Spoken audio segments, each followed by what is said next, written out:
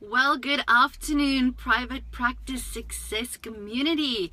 I hope you are having an amazing Saturday wherever you are currently across Australia. I just realized that I am now coming to you from my car for the third day in a row, which is all by coincidence, by the way. I think on Thursday I was at the tennis. My boys were doing their tennis lesson. Yesterday it was just before I went into the house because the kids were already home from school and I was parked in the driveway. And today I've actually just parked here to collect my daughter from netball. She's playing a game. They still have around about 2 quarters to go. So I'm hoping to see the last quarter before I take her home for the day. Yes, so coming to you from the car for my 90-day vlog challenge, and today is vlog number 57, and the title for today and therefore the topic is Marketing 101. Monique says hello again. Hi Monique, glad that you can join me, and please let me know that you can hear me because sometimes when I'm in the car people do struggle to hear me, but I've put off the Bluetooth because I think that was the issue previously. So Marketing 101. Just before I stopped here, what I was doing, I was actually in the shop. So I dropped my daughter off here at her netball game and I quickly went to a local shopping center. Monique says, can hear you clearly. Awesome.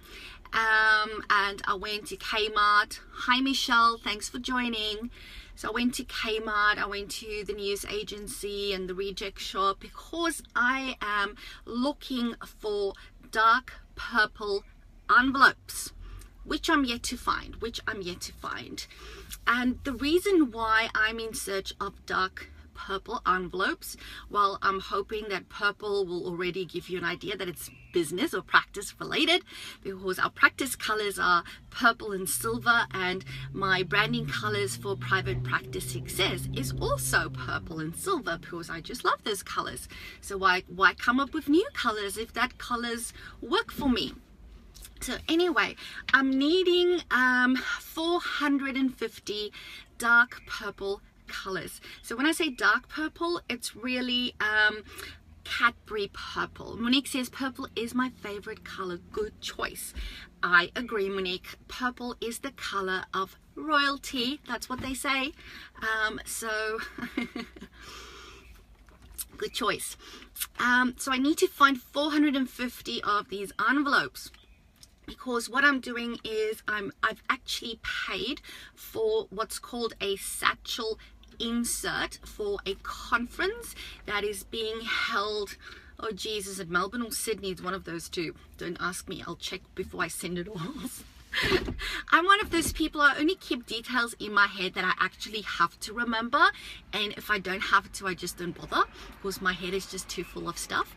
Anyhow, so I've booked a satchel insert. So you would know that if you go to a conference that you've booked and paid for, you're an attendee, when you sign in, you might get a bag with lots of marketing material inside. So that is what I've purchased. I've purchased the right to have an A4 flyer put inside the satchel for every delegate, and they already have more than 400 people booked and paid, and they told me to provide between 430 and 450 of these satchel inserts. Of course, being myself, being Gerda, I don't just want to give them an A4 flyer because that's what everybody else does, and I don't want to do what everybody else does. Okay, I want to do something different. I want to give people reason to look at my thing, at my flyer. I don't know how many people is providing a satchel insert. There might be 50 of them. People might get tired of going through all these flyers, and you know, a lot of people will just put it down over there and never look at it at all. So I have come up with an idea that could almost guarantee that if they open up their satchel, they will see my thing and they will want to open it. Okay, I'm not going to tell you all the details as yet. I'm going to show it to you when I'm actually putting it together. So again, I want to do something that's different. I want something to stand out because I want to make sure that I'm able to communicate my message to people, because unless I'm able to tell them how I can help, I can't do the work that I love to do and that I'm passionate about, and that is about helping private practice owners build really successful 7-figure private practices, if that is what they choose to do. Now, this is the conference. Don't ask me what the full long name is. It's got a very long name, but it's basically a conference for neuropsychologists. And I also know that although I haven't had a lot of neuropsychologists come through my workshops, which is why I want to do this, to spread the word. I know there's a lot of neuropsychs also in private practice that I know they need to hear my message, which is why I decided to actually do this actual insert. So I'm looking for these done Cadbury purple envelopes that I'm yet to find, and I'm not giving up. All right, because I need to put my little thingy together. I need to courier it up to, or down to Melbourne or Sydney before the 30th of May. That is the goal. So I'm actually going to be at 3 conferences this year. So this is the first one. When I say be there, I'm going to be there in the form of my satchel insert. And the other 2, I'm actually going to do a satchel insert, but I'm also going to be there having a booth and actually being able to talk to the people that is going to be there. Hi Naomi, thanks for joining me. I've just been telling them about what I've been up to this afternoon, a bit of marketing stuff that I'm doing at the moment. So as I've been looking for these envelopes and bits and other pieces, I was very mindful that I was looking for this ideal product, which I'm yet to find, but also being aware of what things cost and comparing what it is that I see in the different stores. And it, I guess again reminded me of a very important marketing principle, and that is the following. Okay, ready for this? So if you can spend $10 on a marketing activity or a marketing service or a marketing product, anything related to marketing, and you get $20 back, you've done well. Agree? Cool. All right, so people often ask me, Gerda, how much do you spend on marketing, or what do you suggest is a good marketing budget for a level 5 private practice or a level 3 private practice? And I never give people a clear response to that, because personally, and I'm very honest here, as I always am, sometimes that's a good thing, sometimes it's not, I have never had a marketing budget. I've never had a marketing budget. But what I do measure is return on investment, because if I spend $1,000 on marketing and that $1,000 brings in $10,000, who cares that I've spent $1,000? Okay, if I've spent $50,000 on marketing and I make $100,000, who cares that I've spent $50,000 on marketing? Sometimes I talk to people about Facebook advertising and that type of thing, and they go, Facebook advertising can be pretty expensive. But if you spend $1,000 on Facebook advertising a week, but it brings in $5,000 a week, who cares that you're spending $1,000? Okay, as Monique is saying right there, is all about return on investment, and that is one of the most important marketing principles that you have to follow. But you can only determine ROI if you know where your clients are coming from. So you always have to be asking, how did you hear about us? How did you hear about the practice, for those in private practice? So if somebody comes and attends my private practice success one-day workshop, they're completing their attendance register or registration of attendance, the thing you complete before you walk into the venue and find your seat for the day. I ask the question, how did you hear about the workshop? And people might put in, Google or through Facebook or, APS events calendar or various things, which means that I can go and have a look and go, which of those things, which all cost me money, is giving me the highest return on investment? And that is where I'm going to invest my marketing dollars into. So I hope that was helpful. Let me see, I don't see any other questions. So thank you so much for joining me live on this Saturday afternoon. Keep on thinking about your marketing.